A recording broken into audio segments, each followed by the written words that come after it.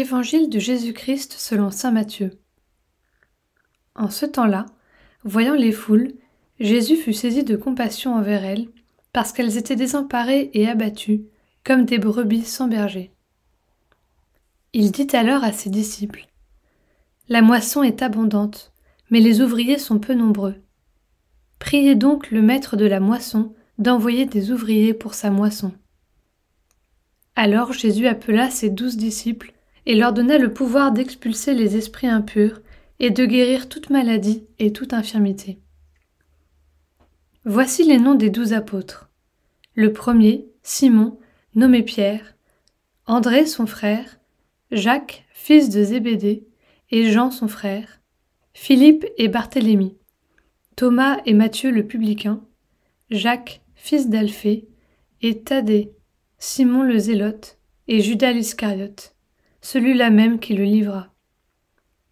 Ces 12, Jésus les envoya en mission, avec les instructions suivantes.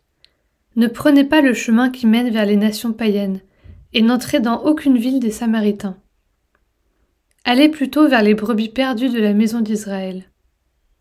Sur votre route, proclamez que le royaume des cieux est tout proche. Guérissez les malades, ressuscitez les morts, purifiez les lépreux, expulsez les démons. Vous avez reçu gratuitement, donnez gratuitement.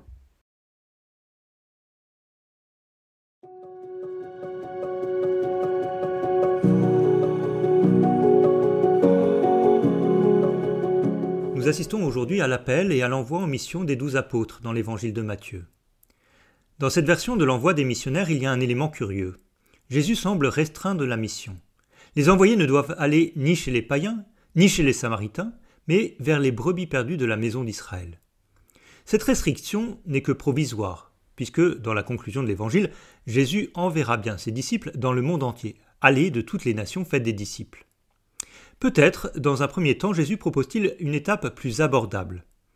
Avant de plonger dans le grand bain de la mission aux nations, Jésus invite les apôtres à aller vers ceux qui leur sont proches par la langue et la culture.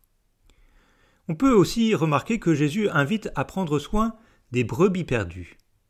Comme lui-même, Jésus a été ému de compassion pour les foules qui étaient comme des brebis sans berger.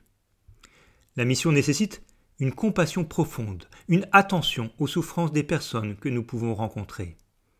Alors en ce dimanche, laissons le Seigneur nous montrer vers qui il veut aujourd'hui nous envoyer pour l'annoncer.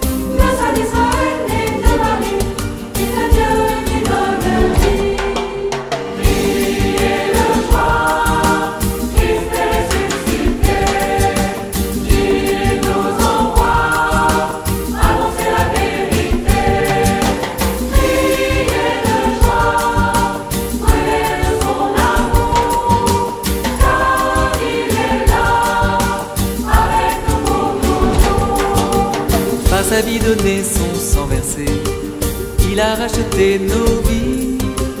Il détruit les portes des enfers, il nous sauve du péché. À tout homme il donne son salut, don gratuit de son amour. Vivons dans sa gloire et sa clarté, maintenant et à jamais.